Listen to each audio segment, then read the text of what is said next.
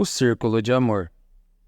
Lá estava eu naquela limusine sobre a rampa que conduz ao Memorial Coliseum de Los Angeles, esperando que meu time chegasse, enquanto uma multidão de 95 mil torcedores, em êxtase, com roupas de todas as combinações possíveis de púrpura e dourados dos Lakers, seguia em direção ao estádio. Mulheres em tutus, homens fantasiados de soldados de guerra nas estrelas e crianças agitando cartazes de Kobe Dean. Mas apesar de toda a algazarra, emanava algo inspirador em relação a esse antigo ritual com um toque decididamente de LA. Como disse Jeff Weiss, um colunista do LA Weekly, foi o mais perto que qualquer um poderia imaginar sobre o que seria assistir ao retorno das legiões romanas para casa depois de uma temporada na Gália. Na verdade, nunca me senti muito confortável nas celebrações de vitória, embora isso seja estranho para uma profissão como a minha. O fato é que tenho fobia de grandes multidões. Isso não me incomoda durante os jogos, mas às vezes me deixa enjoado em situações de menor controle. E além do mais, nunca gostei de ser o centro das atenções. Talvez por uma timidez inerente ou pelas mensagens conflitantes recebidas dos meus pais quando criança. Ambos eram ministros da igreja. Mamãe foi uma das pessoas mais ferozmente competitivas que já conheci, e achavam que era bom ganhar, mas que era um insulto a Deus rejubilar-se com o próprio sucesso. Ou como eles próprios diziam, a glória pertence a Ele. De todo modo, as celebrações não tinham nada a ver comigo, só tinham a ver com a notável transformação vivenciada pelos jogadores durante o percurso do campeonato de 2009 da NBA, principal liga profissional de basquetebol norte-americano. E isso era visível no rosto deles enquanto desciam pela escada púrpura e dourada até o Coliseu. Eles sorriam e brincavam com alegria, com seus bonés e camisetas da competição, enquanto a torcida vibrava de prazer. 4 anos antes, os Lakers nem tinham chegado às finais, e agora eram mestres do universo do basquete. Alguns técnicos são obcecados por ganhar troféus, outros gostam de ver os próprios rostos na TV.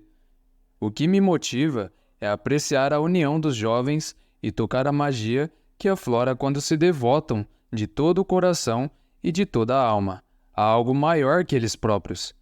Depois que se experimenta isso, nunca mais se esquece. O símbolo é o anel. Na NBA, os anéis simbolizam status e poder. Não importa o quão berrante ou pesado seja o anel de campeão, o sonho de ganhá-lo é o que instiga os jogadores a disputar a longa temporada da NBA. Quem entendia isso era Jerry Krause, ex-gerente-geral do Chicago Bulls.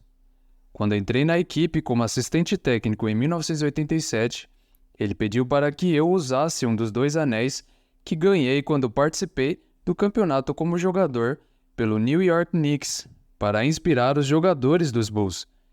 E isso era o que eu também fazia durante as finais dos meus tempos de treinador pela Associação Continental de Basquete. Mas a cada dia, a ideia de ostentar aquele enorme pedaço de ouro no dedo me parecia um pouco demais.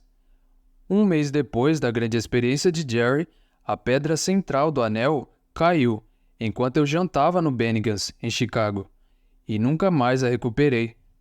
E depois disso, só usava os anéis durante as finais e em ocasiões especiais, como nessa triunfante confraternização no Coliseu.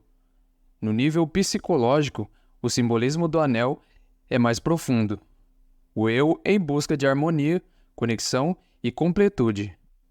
Na cultura indígena norte-americana, por exemplo, o poder unificador do círculo era de tal modo significativo que nações inteiras eram concebidas como uma sequência de anéis ou aros interligados. A tenda era um anel, tal como eram a fogueira, a aldeia e a representação da nação em si. Círculos dentro de círculos, sem começo nem fim. A maioria dos jogadores não era tão familiarizado com a psicologia indígena norte-americana, mas entendiam intuitivamente o significado mais profundo do anel. No início da temporada, os jogadores tinham criado um refrão que passaram a gritar antes de cada jogo, com as mãos juntas e em círculo. 1, 2, 3, anel! Depois que tomaram seus lugares no palco, uma réplica da quadra dos Lakers no Staples Center, me levantei e me dirigi à multidão. Qual foi nosso lema nessa equipe? O anel. Disse e exibiu o conquistado no último campeonato, em 2002. O anel.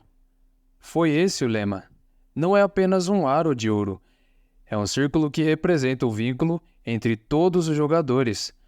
Um grande amor de um pelo outro. Círculo de amor.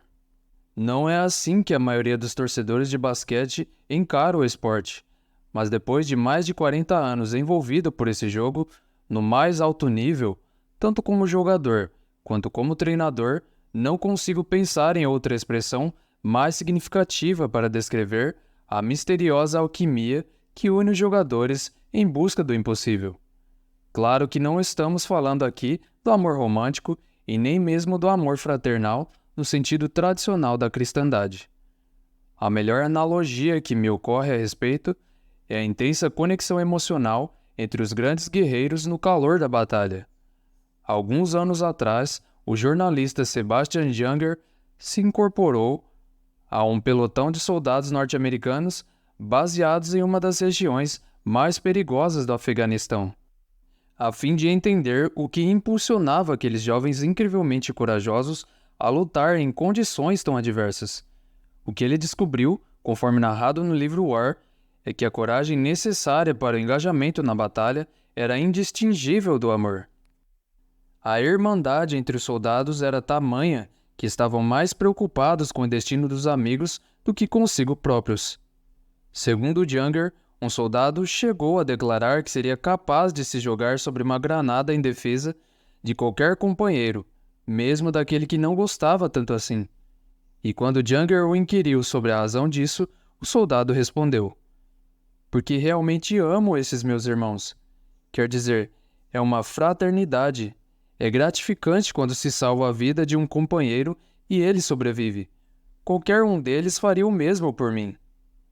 Esse tipo de vínculo praticamente impossível de ser produzido na vida civil é fundamental para o sucesso, diz Junger, porque sem isso nada mais é possível.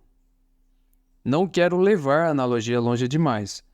Os jogadores de basquetebol não arriscam diariamente a própria vida, como soldados no Afeganistão, mas em muitos aspectos aplica-se o mesmo princípio.